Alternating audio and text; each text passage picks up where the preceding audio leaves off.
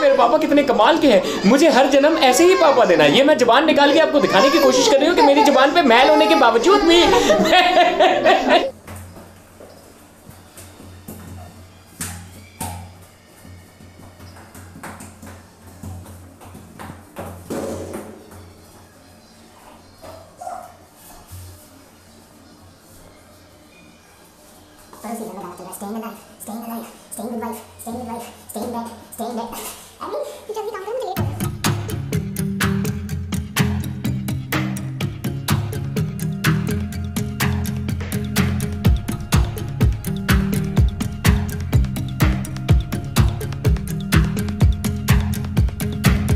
हमारी बेसमेंट की जो पार्किंग है उसमें कुछ काम चल रहा है, तो आजकल गाड़ी बाहर होती है।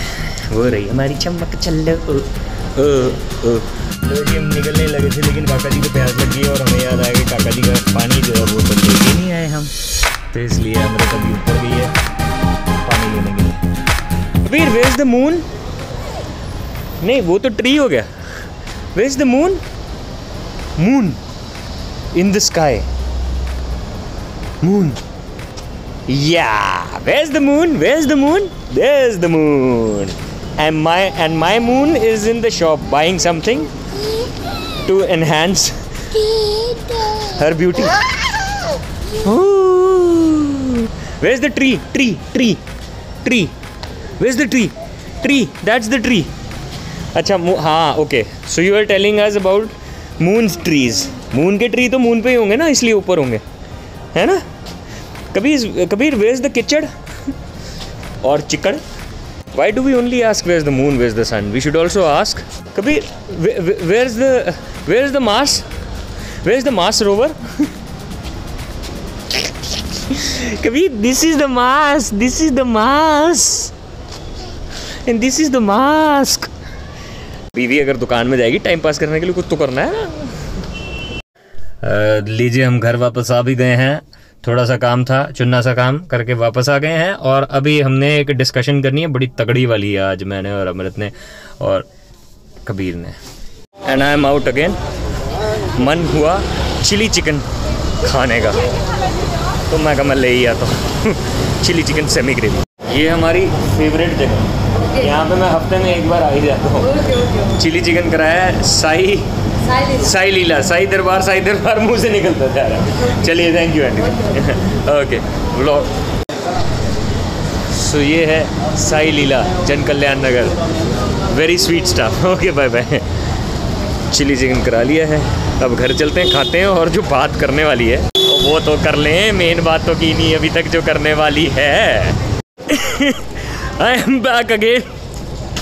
अमृत का मैसेज आया हुआ था कि बेबी कॉर्न और वो लाल वाली शिमला मिर्च को क्या बोलते हैं, कैप्सिकम नहीं, वो तो हरी वाली को बोलते हैं, लाल वाली, हाँ, बेल पेपर, वो लेके आना है। फिर मैं घर के नीचे पहुंच गया था, जब तक मैंने मैसेज देखा अमृत को मैंने बोला कि ले आता हूँ।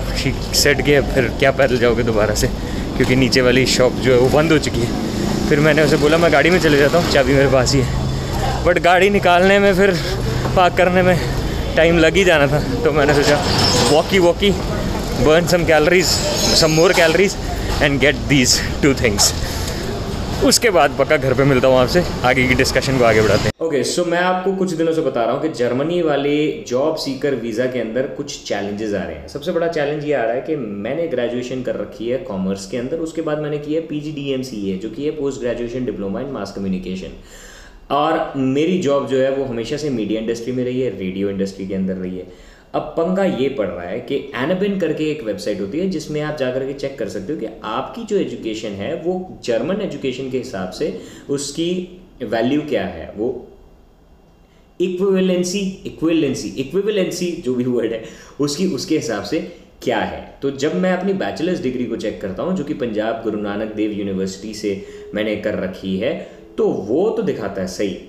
अब कंडीशन ये है जॉब सीकर वीज़ा में कि आपकी जो मेजर क्वालिफिकेशन है उसी की आधार पे आपकी आगे की जॉब होनी चाहिए और 5 साल का मिनिमम उसमें एक्सपीरियंस होना चाहिए। यानी अगर मैंने कॉमर्स कर रखा है तो आगे कॉमर्स यानी कि फाइनेंस की फील्ड में या कोई इस चीज़ से रिलेटेड जो है मेरी जॉब जो है वो होनी चाहिए थी, पर मैं मीडिया इंडस्ट्री का हूँ।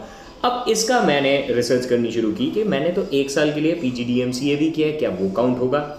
अब उसमें इशू ये आ रहा है कि वो मेजर या तो बैचलर्स डिग्री, ग्रेजुएशन या पोस्ट ग्रेजुएशन को जो है कंसिडर करते हैं।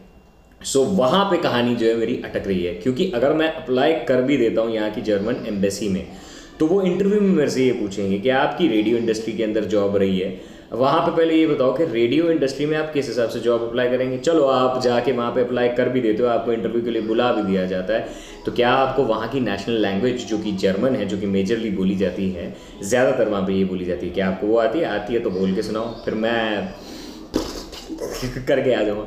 सो ये अब मेरी 5 करीब कंसल्टेंट से पिछले 7 से 8 दिनों के अंदर बात हुई है, जिसमें से 3 कंसल्टेंट्स ने ये बोला है कि सर आप दूसरा तरीका अपनाओ, एक ऑल्टरनेटिव तरीका है, वो भी मैं आपको बताऊंगा लेकिन आने वाले वक्त में। उनमें से 2 ने ये बोला है कि सर जी कोई बात नहीं, आप अप्लाई करो, आप हमें एक काम करो, ये वाली फीस जो है जमा करा दो, हम आपका वीजा ऐसे लगवा देंगे, जॉब सीकर वीजा पे जाओगे सर। मैं कहा जान दो, क्योंकि मेरी भी एक रिसर्च जो है वो मुझे ये बता रही है कि ये थोड़ा सा ट्रिकी टास्क हो जाएगा। पर जैसा मैंने आपको बोला था कि अगर एक रास्ता बंद हो रहा है, इसका मतलब ये नहीं है कि मैं रुकने वाला हूँ, मैंने सोच लिया हुआ है।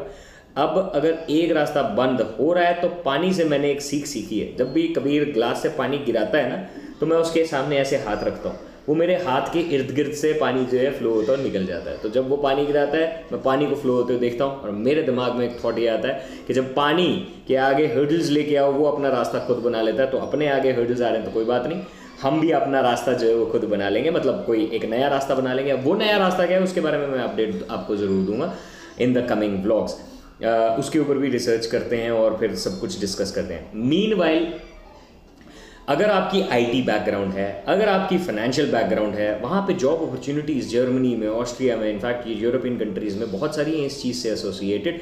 आप चेक कर सकते हो, आप जॉब सीकर वीज़ा जो है वो उसके लिए अप्लाई कर सकते हो। उसमें ये है कि आपको पर मंथ 720 यूरोज़ आपके बैंक अकाउंट में होनी चाहिए 6 महीने के लिए, तो 4.25 लाख के आसपास आपको शो करने हैं फंड्स। 75 यूरो के आसपास यानी 6-6.5 हज़ार रुपये की जो है वो एप्लीकेशन फ़ीस है, और उसके बाद आपको एक फॉर्म फिल करना है, और आपका सीवी जो है उस हिसाब से होना चाहिए, पासपोर्ट साइज़ फ़ोटो जो है होनी चाहिए, आपका वैलिड पासपोर्ट होना चाहिए। ये कुछ मैं एक्चुअली लिंक डिस्क्रिप्शन में डाल दूंगा, ये कुछ प्री रिक्विजिट्स हैं। फिर आपका इंटरव्यू होगा, और इंटरव्यू में अगर आप उन्हें प्रूव कर देते हैं कि आप एलिजिबल हैं और वहाँ पे जाकर के रहते हुए जॉब ढूंढ पाएंगे, तो वो आपको हंसते हुए वीज़ा दे देंगे, क्योंकि उनको एक्सपर्ट्स की, मास्टर्स की ज़रूरत है। और जब आपको जर्मनी मैंने चुना भी क्यों था, जर्मनी में एक तो ब्लू कार्ड होता है, वो भी लेना थोड़ा सा आसान है comparatively compare to other countries.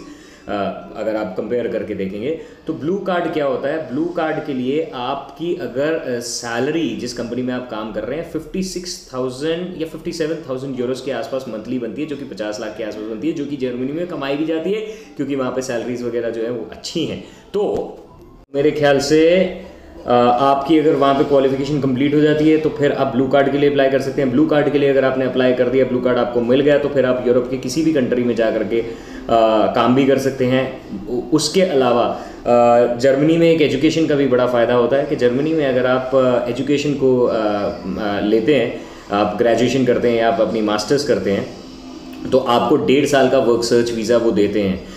उसके लिए फिर ये सारी रिक्वायरमेंट्स नहीं होती है, क्योंकि आपने जो क्वालिफिकेशन की है ऑब्वियसली आप उसी फील्ड के अंदर वर्क ढूंढने की कोशिश करेंगे। एंड वाइल वर्किंग अगर आप 4 से 5 साल कंप्लीट कर देते तो आप पीआर के लिए अप्लाई कर सकते हैं। और अगर आप सिर्फ वर्क सर्च पे जाते हो, आपका लेट सपोज काम जो है वो आपको मिल जाता है, तो आप और करीब 21 से 22 महीने में या 18 महीने में भी अगर आप B1 लेवल का जर्मन का टेस्ट होता है वो क्लियर कर देते हैं, A1 होता है, फिर A2 होता है, फिर B1 होता है, अगर वो आप क्लियर कर देते तो आप पहले ही पीआर के लिए अप्लाई कर सकते हैं और आप वहाँ के पीआर बन के रह सकते हैं। सो या अब कुछ लोग मुझसे ये भी पूछेंगे कि कनाडा के लिए लोग ट्राई करते हैं, कनाडा क्यों नहीं आप ट्राई कर रहे? क्योंकि मेरे एक्सप्रेस एंट्री में पॉइंट्स नहीं बनते हैं। बहुत मैंने उसकी भी गणित जो है वो लगा के देखी थी, तो एक्सप्रेस एंट्री में पॉइंट्स नहीं बनते हैं, इस वजह से नहीं करता। और हाँ गाइज, बहुत बार मेरे को मेल्स आती हैं जिसमें ये कहा जाता है कि एक्सप्रेस एंट्री के लिए कैलकुलेट करवा लो, आपकी स्कोर बनती है नहीं बनती है, आप एलिजिबल हैं या नहीं है। तो वो ना खुद भी किया जा सकता है, किसी को पैसे देने की ज़रूरत नहीं है उसके लिए, 1000-1500 रुपये खर्चने की ज़रूरत नहीं है उसके लिए, खुद किया जा सकता है। उसका भी लिंक मैं डिस्क्रिप्शन में डाल दूंगा। सो अभी के लिए फ़िलहाल इस व्लॉग को यहाँ पे फुल स्टॉप लगाते हैं। लेट भी हो गया थोड़ा, खाना खुना खाते हैं और फिर मिलते हैं नेक्स्ट व्लॉग में। अगर आज की व्लॉग में फन मस्ती थी बिगिनिंग में, बाद में मैंने कुछ ज़्यादा सर, अगर आपका नहीं खाया तो लाइक शेयर सब्सक्राइब ज़रूर कर देना। मैं चाहता था अमृत के साथ बैठ के डिस्कस करूं, लेकिन काका जी हमारे जो है वो छलांगे मारी जा रहे थे। टाइम इससे पहले निकलता नहीं, तेरे मैं भी ऐसे तेरे पीछे पीछे नहीं आनी हूँ। मैं ही तेनू फोन में खैर में नहीं करती। मैं तो फोन सारा दिन तो बंद रहता है, इनका फोन कहाँ से करना है। खैर ओके, आज का व्लॉग हो गया काफ़ी ज़्यादा लंबा, क्योंकि मैं वहाँ पे जो बातें करके आया हूँ ना, वो काफ़ी ज़्यादा लंबी सी हो गई हैं। तो अभी फ़िलहाल ये है कि यार ये 19 मार्च को HBO मैक्स के ऊपर नहीं, हॉटस्टार के ऊपर ये क्या शुरू हो रहा है, फैल्कन द विंटर सोल्जर, ये भी देखेंगे हम। Falcon and the winter soldier, not the. ओए बढ़िया किसियां आ रही हैं। शोने पापा किसी मेरा पैर सो गया। शोने पापा किसी पहले उसके लिए अपना क्लीन शेव करके आओ, मम्मा क्लीन है ना इस। तुमने शेव की थी आज? हाँ मैं 2 बार की थी, सुबह भी की थी, रात को भी की थी। 2 बार करने की जरूरत क्यों रहती है? तुम्हारे क्या दाढ़ी में खाद डालते हो तुम लोग? okay guys, if you like today's vlog do not forget to subscribe and comment जरूर कर दो यार। कमेंट किया करो, क्योंकि मैं आपको कहना चाहती हूँ कि आप अगर कमेंट करेंगे तो हमें बड़ा अच्छा लगेगा। उसी के साथ साथ मैं आपको ये भी कहना चाहती हूँ कि साहिल जो मेरे पति हैं वो पति नहीं परमेश्वर है मेरे। मैं उन्हें बहुत ही ज़्यादा मोहब्बत करती हूँ। ये इतने कमाल के पति हैं जो दुनिया में किसी को भी मिल नहीं सकते। और जब भी मैं इन्हें देखती हूँ मेरी तो आंखें मोतियों की तरह चमकना शुरू कर देती हैं। और हमारा काका हमेशा रोना शुरू कर देता है। वो कहता है हाय मेरे पापा कितने अच्छे हैं, हाय मेरे पापा कितने कमाल के हैं, मुझे हर जन्म ऐसे ही पापा देना। ये मैं जुबान निकाल के आपको दिखाने की कोशिश कर रही हूँ कि मेरी जुबान पे मैल होने के बावजूद भी और ये तो बड़ा अच्छा हो गया। चलो जी चंगा जी, if you like today's vlog do not forget to like share subscribe and I love you all. मैं देखता हूँ लोगों के मिलियन व्यूज आए होते हैं, मैं 100 पे भी मर के पहुंचता हूँ। भाई अगर मेरे को जर्मनी जाना है या कहीं किसी भी जगह पे लाइफ सेट करनी है ना, आपकी बहुत ज़्यादा सपोर्ट की ज़रूरत है। अगर आप मेरे को एक अच्छा एवरेज भी यूट्यूबर बना दोगे ना, थोड़ी लाइफ ये परिवार की सेट सी हो जाएगी। वो कैसे, ये भी आने वाले दिनों में आपको बताऊंगा। For now bums up, I mean thumbs up. आज 3 पीढ़ियां साथ हैं, 1980 वाली, 1990 एंड 2000 वाली। 1980 वाली पीढ़ी, 1990 वाली बीड़ी, 1980 वाले में जोर देखना है। हाँ दिखाओ। कबीर।